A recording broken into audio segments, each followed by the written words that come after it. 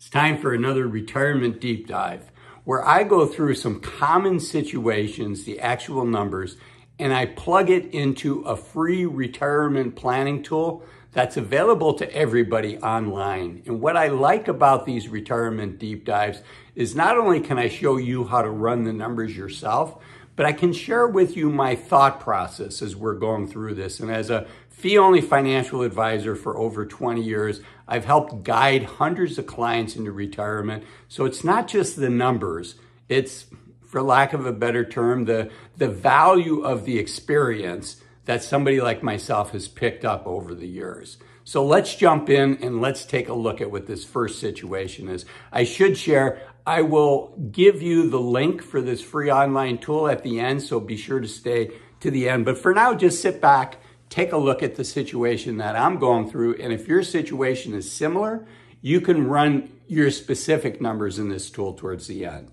Okay, so the first thing is entering your personal information. So you can see I've got Paul Pensioner here. At the time of this recording, this person's about to turn 60 in January. Person's already retired. Let's say the end of the year, end of 2023 is when they retire. They're gonna take Social Security, but they're gonna have to wait till they're 67. They don't have to.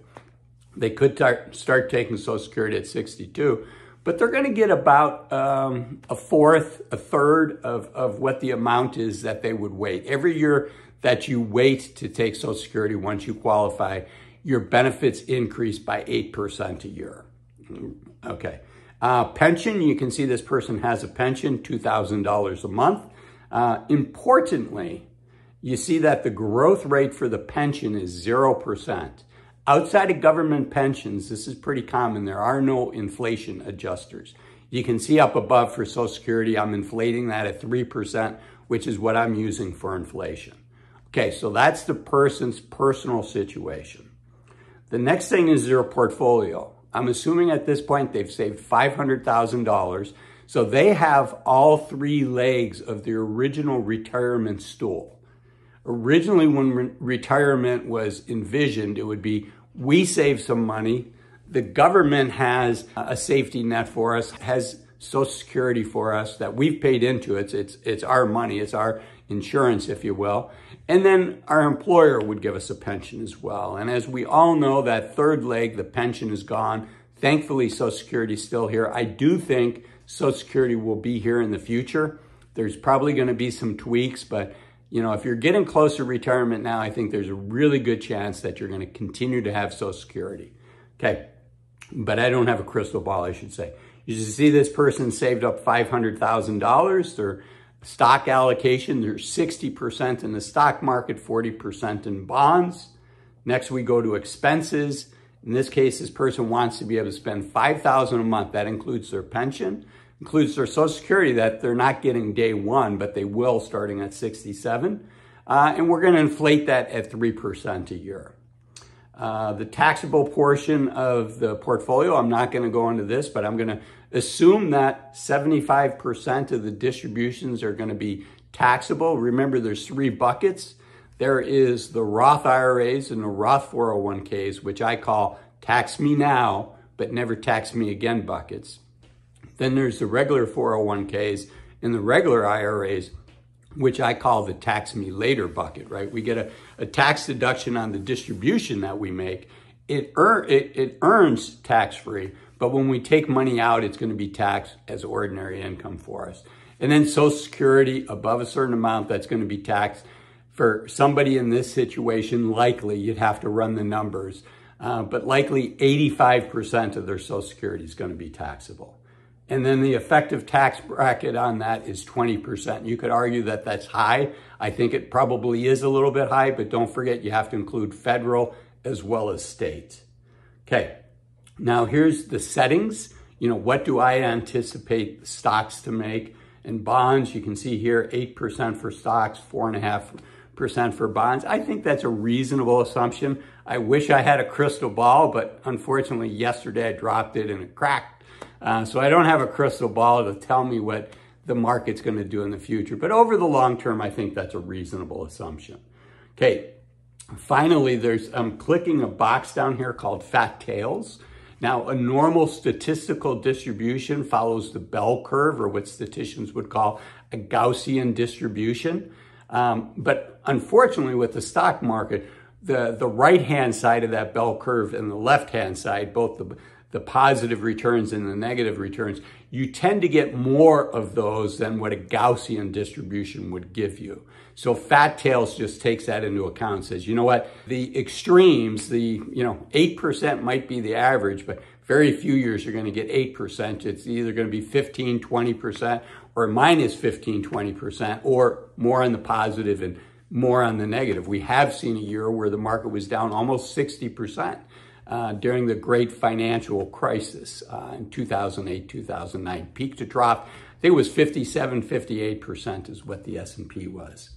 Okay, so here you can see the results of the simulation.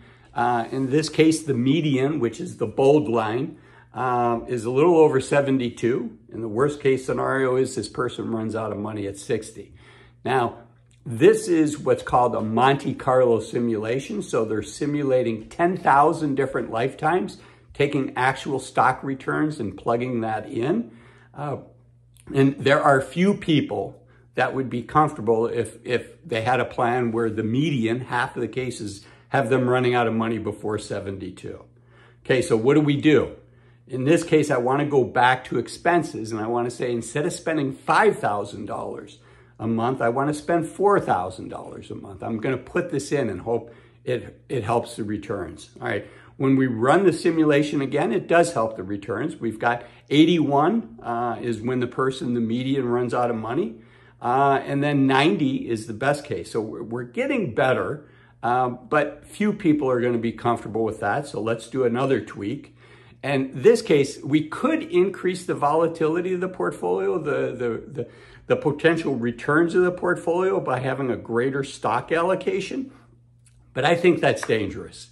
The way it is right now, the volatility feels scary for most of us.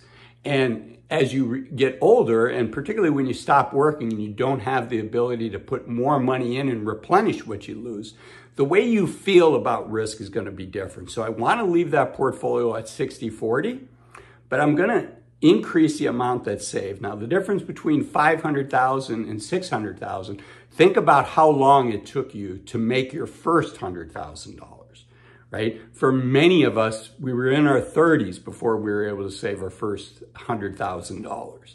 But going from 500 to 600,000 is not as big of a challenge because you have that base of $500,000 working for you. If that ends up with a 10% return, let's say that the stock market does really well, half of the work is done for you. It's going to go from 500 to 550 with a 10% return. And then you have to put in the other 50,000. So just for the sake of argument, let's say that we increase the amount of savings before we retire to 600,000.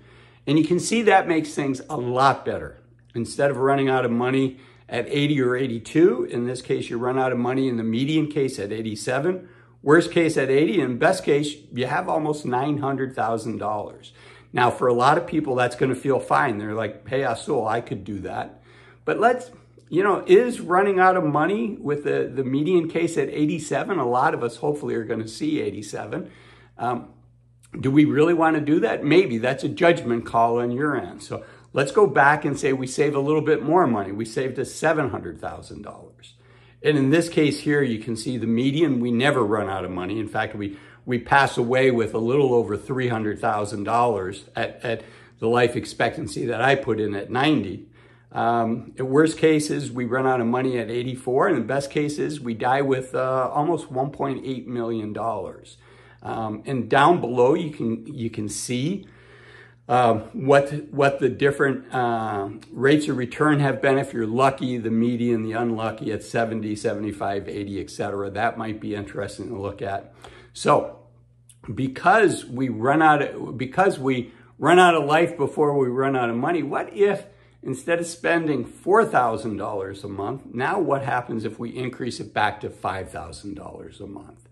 And in that case, you can see the simulation. Again, we're back to with the median running out of money at 80. Few of us are going to want to do that. So I think the ballpark answer here, you don't want to use a free online tool to make the decision whether you retire or not. But I do think you can use a free online tool to get you in the ballpark and then reach out to a fee-only financial advisor that can work with you and use a much more robust tool and include a lot more factors that frankly are very, very important. So when it comes time for you to retire, you have a lot of confidence. That's what you want. You want confidence because with confidence, it gives you the freedom. If your financial advisor says you can spend $4,000 a month and you don't have to worry about running out of money, you have the confidence to know that that's the right number, or 5,000, whatever it is. You want the confidence because with confidence comes the freedom to actually spend that money, and you won't find yourself in the back of your mind second guessing, do I really have enough money? Am I gonna run out of money? The other thing I don't want you to second guess is watching this video here, where I talk about 8 things to stop doing as you approach your 60s to enjoy your retirement more. I'll see you in there. Bye-bye.